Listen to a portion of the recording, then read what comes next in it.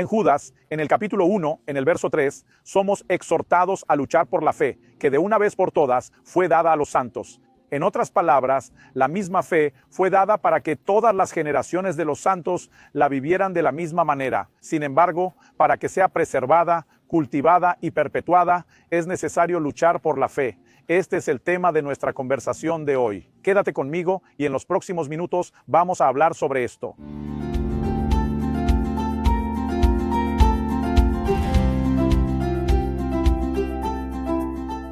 Hoy estoy en la casa de Saulo, en Santarém, en Pará, pasando para traer una palabra más a tu corazón.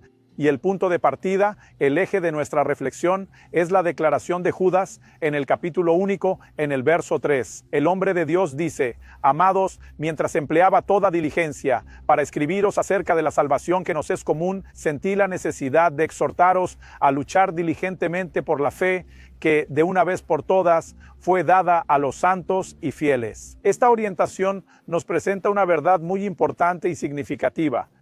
Él está diciendo mientras empleaba toda diligencia para escribir sobre la salvación que es común. Esto es una gama de temas enorme, pero dice que sintió la necesidad de exhortar, de desafiaros, de llamar vuestra atención. ¿Para qué propósito? Él dice que debemos luchar con diligencia y esfuerzo por la fe. Esta palabra aquí, traducida como luchar, en otras versiones aparece como combatir, pelear, batallar, que son sus sinónimos y significan lo mismo. La palabra usada en el original tiene el sentido de lucha, hablando de entrar en guerra, en batalla.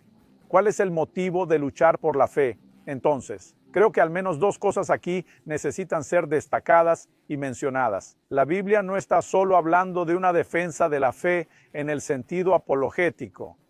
Creo que tú y yo necesitamos entender que, aunque eso también se aplica, hay al menos otros dos elementos que involucran la fe. Antes que nada, quiero recordarte que la fe es la base de toda nuestra relación con Dios. La Biblia dice que por gracia somos salvos mediante la fe.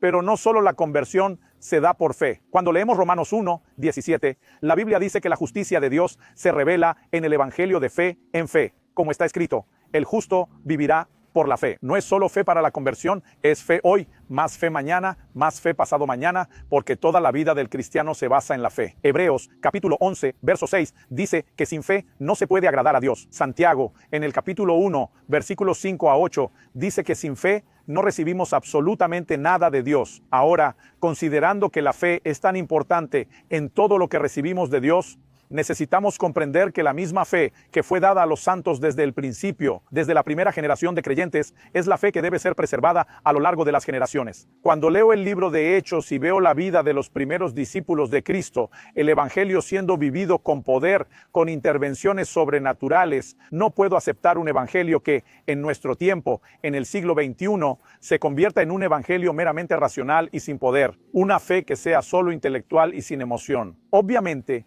existen algunas de estas cuestiones de la fe que se refieren a creer sin ver. No significa que necesitemos vivir todo el tiempo de evidencias, pero la fe produce resultados sobrenaturales. Por ejemplo, en la vida de alguien que se convierte, empieza a tener certeza de su salvación, empieza a tener evidencias de su salvación. Entonces, nos estamos relacionando con un Dios que no vemos, pero tenemos evidencias visibles de este Dios invisible actuando en nuestra vida. Y muchas veces veo personas intentando justificar la ausencia de lo sobrenatural en nombre de la fe, cuando precisamente la fe debería llevarnos a vivir las expresiones y manifestaciones de lo sobrenatural. Entonces necesitamos luchar para tener la misma calidad de evangelio, de mover de Dios, de avance, de conquistas sobrenaturales que tuvo la primera generación. ¿Y de qué manera podemos luchar por la fe?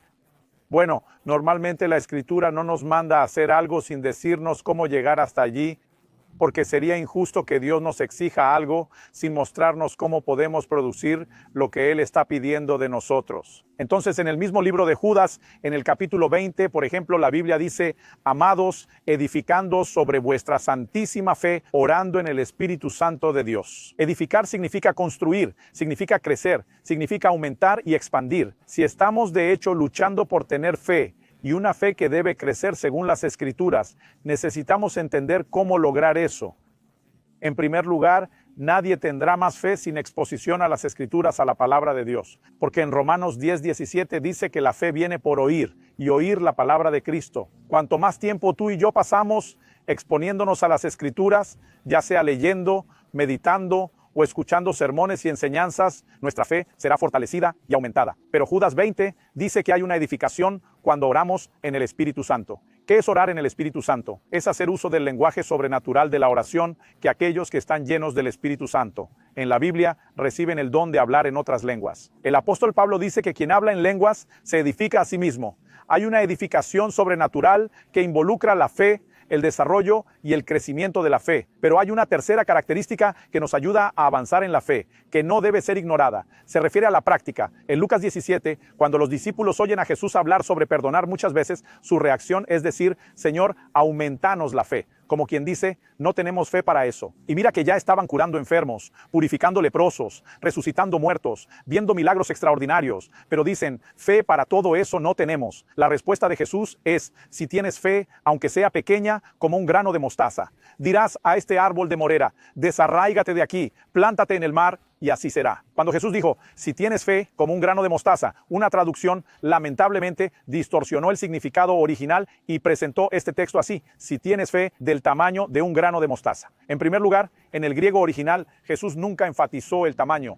La razón por la que no lo haría es porque sería contrario a su propia enseñanza. En otros momentos, Jesús confronta a algunos por una fe pequeña, elogia a otros por una fe grande. Ahora va a decir que una fe pequeña, del tamaño de un grano de mostaza, resuelve todo. Entonces no podría confrontar a sus discípulos por una fe pequeña. Jesús nunca habló del tamaño de la fe. Jesús estaba hablando de una forma de multiplicarla, porque los discípulos dijeron, Señor, aumenta nuestra fe. Entonces él dijo, si tienen fe como semilla. ¿Qué es fe como semilla?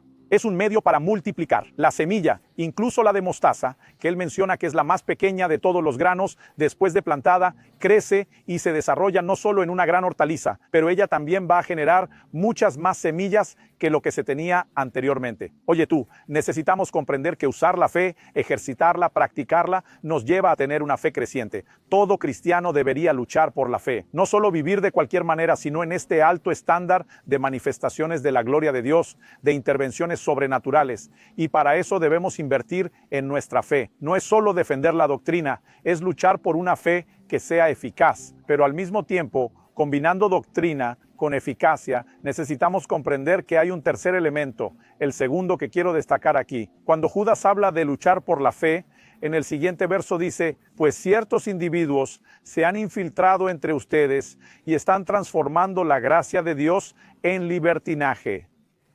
Es decir, la expresión de la gracia santificadora, capacitadora para la obediencia, se ha cambiado tanto doctrinalmente como en efecto práctico en el Evangelio. Y algunos les están enseñando a usar la gracia para justificar el pecado en lugar de vencerlo.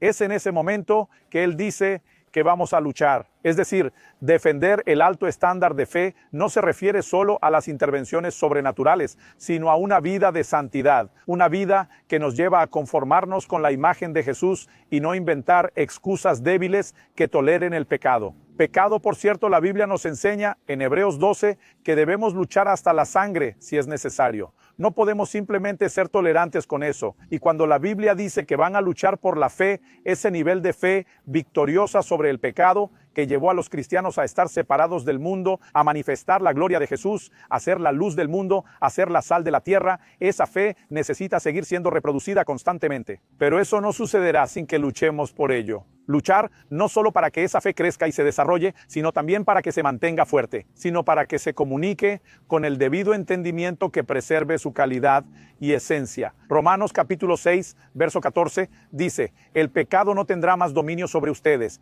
porque no están bajo la ley, sino bajo la gracia. Ese cambio de estar bajo la ley a estar bajo la gracia se resume en Romanos 6, 14, por la ruptura del dominio del pecado. Esto no significa que el pecado haya dejado de existir, sino que ha dejado de controlarnos. Esa fe necesita seguir siendo predicada constantemente. Salir de debajo de la ley, del legalismo, como algunos lo llaman, entrar en la gracia, no significa una vida sin reglas, ni tampoco sin obediencia. Significa que el yugo de la desobediencia, la fuerza del pecado, está roto. Y somos empoderados por Dios, ya que el significado de gracia se presenta principalmente en el Nuevo Testamento como fuerza capacitadora. Somos fortalecidos de manera sobrenatural para vivir una vida de santidad y pureza. Al examinar las Escrituras, me convenzo de algo importante.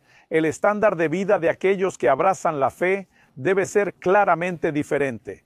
Diferente no solo por la doctrina que creen, y la defensa de la fe también implica eso, apología, sino que debe ser diferente por el estándar de la forma en que viven en relación con lo sobrenatural, la presencia de Dios y las manifestaciones de su poder, pero también debe ser diferente por la calidad de una fe que nos lleva a una vida de victoria sobre el pecado, que refleja a Jesús y manifiesta la gloria de Dios en esta tierra. No aceptes nada que sea inferior a eso. Comprende que no puedes ser pasivo en tu fe. La exhortación bíblica es que luches por ella. Y mi pregunta es, ¿has estado luchando realmente? ¿Has buscado más fe para poder vivir lo sobrenatural? ¿Has buscado esa calidad de fe que te lleva a una vida de victoria completa sobre el pecado? Si es así, sigue no solo buscando, sino creciendo y desarrollándote en ella, porque todo en el caminar con Dios es progresivo. La senda del justo es como la luz del amanecer, dice Proverbios 4:18. Brilla más y más hasta que sea día perfecto. Si no, quiero animarte a comenzar esta lucha,